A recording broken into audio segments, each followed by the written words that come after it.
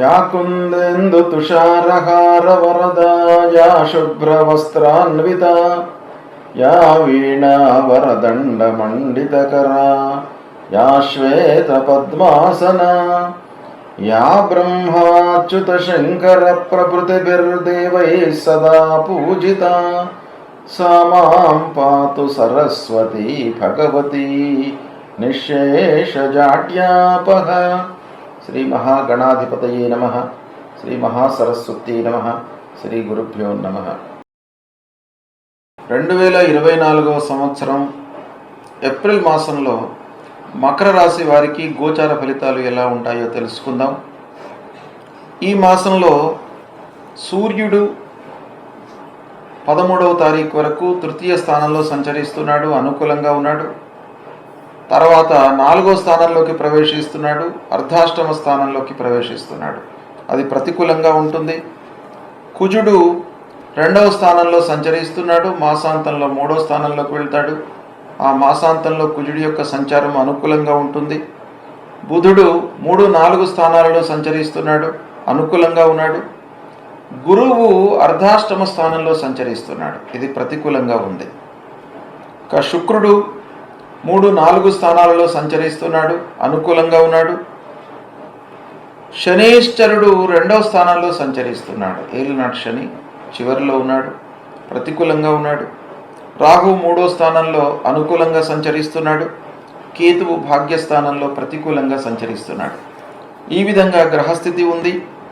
ఓవరాల్గా మనం ఆలోచించినట్టయితే, ఈ స్థితిని దృష్టిలో పెట్టుకున్నట్టయితే మకర రాశి వారికి ఏప్రిల్ మాసంలో గ్రహస్థితి ప్రతికూలంగానే ఉంది. అయితే గ్రహస్థితి ప్రతికూలంగా ఉన్నప్పుడు ముఖ్యంగా మనం చేయవలసినటువంటి కర్తవ్యం ఏంటంటే సమయస్ఫూర్తితో నిర్ణయాలు తీసుకోవాలి. అది చాలా అవసరము. టైం టు టైం నిర్ణయాలు తీసుకోవాలి. కొన్ని విషయాలను ఆలోచించి జాప్యంతో నిర్ణయాలు తీసుకోవాలి, తొందరపడకుండా. కొన్ని పనులలో తత్కాలంలోనే మనం నిర్ణయాలు తీసుకోవాలి. ఆలస్యం చేస్తే విషమిస్తుంది. కొన్నిటికి మనం ఆలస్యం చేస్తేనే మీకు మంచి ఫలితాలు వస్తాయి. కనుక ఇక్కడ సమయస్ఫూర్తితో నిర్ణయాలు తీసుకోవడం అనేటువంటిది ఈ మాసంలో మీకు బాగా అవసరము. 1-2 వారాలలో ఉద్యోగస్తులకు ఆఫీసులో అనుకూలత ఉంటుంది. 3-4 వారాలలో జాగ్రత్తలు అవసరం. అంటే ఆఫీసులో తోటి వారితో మొదటి 2 వారాలు, హైయప్స్తో కూడాను, అధికారులతో, దగ్గర వారితో, అందరితో కూడాను 1-2 వారాలు అనుకూలంగా ఉంటుంది. 3-4 వారాల్లో ప్రతికూలత గోచరిస్తుంది. కనుక అందరితో కూడాను ఆఫీసులో మీరు జాగ్రత్తగా మెలగాలి. అనవసరమైనటువంటి మాటలు మాట్లాడకుండా, చర్చలలోకి వెళ్లకుండా మీ పనిపై మీరు మనస్సు నిలిపి ఉండడము చాలా అవసరము. ఆరోగ్య విషయంలో మటుకు శ్రద్ధ వహించాలి. ప్రయాణాలు అనుకూలిస్తాయి. ప్రయాణాలు మీకు బాగా కలిసి వస్తాయి. తద్వారా ఆర్థికంగా కూడాను మీకు కొంత కలిసి వచ్చేటువంటి అవకాశాలు ఉన్నాయి. ఇక ఆలోచనలను అమలు చేస్తారు. ఆలోచనలను ఆలోచనలుగానే ఉంచి దాన్ని వదిలిపెట్టకుండా దాన్ని అమలు చేయడం అనేటువంటిది ఈ మాసంలో మీరు చేస్తారు. వ్యాపారస్తులకు మొదటి వారంలో ఆర్థిక స్థితి మూలకంగా ఇబ్బందులు ఎదుర్కొనేటువంటి అవకాశం ఉంది. 3-4 వారాలు మటుకు బాగా కలిసి వస్తాయి. ఇక భార్యా పిల్లలతో సంతృప్తిగా ఉంటారు. ఇంటి వాతావరణం మీకు బాగా కలిసి వస్తుంది. రాజకీయ కోర్టు వ్యవహారాలలో అనుకూలత ఉంది. అంటే రాజకీయ పరంగా అనుకూలత, కోర్టు వ్యవహారాలలో మీకు పూర్వం ఉన్నటువంటి కేసులు ఇవన్నీ కూడాను అధిగమిస్తారు, సంతృప్తికరంగా ఉంటారు. సామాన్య పనులకు కూడాను, అంటే చిన్న పనులకు కూడాను మీరు పదే వెళ్ళవలసి రావడము, ఆలోచించవలసి రావడము, ఖర్చు పెట్టవలసినటువంటి పరిస్థితి ఏర్పడము ఇలాంటివి ఉంటాయి. కనుక కొంత ముందుగానే ఆలోచించుకొని 1-4 సార్లు ఆ పని గురించి ఆలోచించి మీరు ప్రారంభించడం అవసరము. ఇక రావాల్సినటువంటి డబ్బు మీకు చేతికి అందడంలో ఆలస్యం గోచరిస్తుంది. వృధా ఖర్చుల మూలకంగా ముఖ్యమైనటువంటి పనులు వాయిదా పడతాయి. దాన్ని కూడాను మీరు దృష్టిలో పెట్టుకోవాలి. అనవసరమైనటువంటి ఖర్చులు, అనవసరమైనటువంటి పనులు అని అనుకున్నవి పక్కన పెట్టడం మంచిది, లేదా చేయకుండా ఉండడమే మంచిది. ఇక శ్రమకు తగిన ప్రతిఫలము అందకపోవడంతో కొంత అసంతృప్తికి గురి అయ్యేటువంటి అవకాశం గోచరిస్తుంది కనుక రెట్టింపు శ్రమ మీరు పనులలో పెట్టడము అవసరము.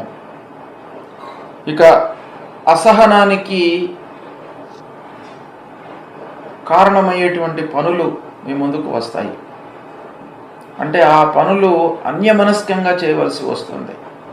ఆ పనులపైన మీకు ఇంట్రెస్ట్ ఉండదు, కానీ ఫోర్స్డ్గా మనం చేయవలసినటువంటి స్థితి ఏర్పడే అవకాశాలు ఉన్నాయి కనుక కొంత జాగ్రత్తగా సంయమనంతోనే ఉండడం మంచిది. ఈ మాసంలో ప్రారంభించినటువంటి పనులలో ఆటంకాలు, ఆలస్యము, ఆర్థికంగా భారం కావడము ఇలాంటివన్నీ కూడాను కనపడుతున్నాయి.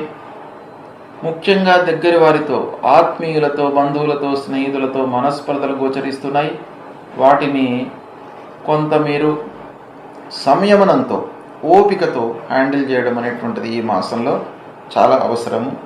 ఈ విధంగా గ్రహస్థితి మూలకంగా ఫలితాలు ఉన్నాయి. ఇక ముఖ్యంగా మకర రాశి వారికి అర్ధాష్టమ స్థానంలో గురువు యొక్క స్థితి బాగాలేదు కనుక దత్తాత్రేయ స్వామి దేవాలయానికి వెళ్ళండి, సద్గురువులను సందర్శించుకోండి.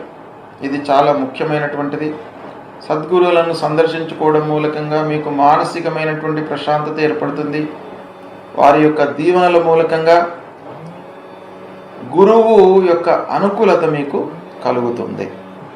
తర్వాత అర్ధాష్టమ స్థానంలో గురువు, ఆ గురువు యొక్క భగవానుడి అనుగ్రహము కొరకై దక్షిణామూర్తి స్తోత్ర పారాయణం చేసుకోండి.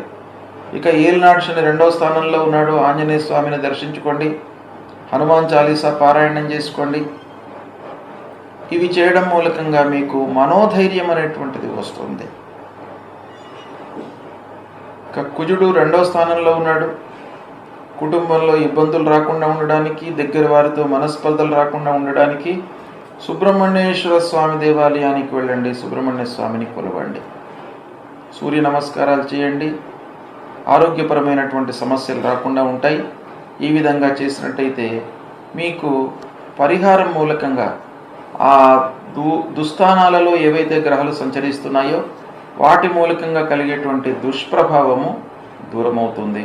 మంచి ఫలితాలతో శుభంగా ఉండేటువంటి అవకాశాలు ఉన్నాయి. సద్వినియోగం చేసుకోండి. శుభం.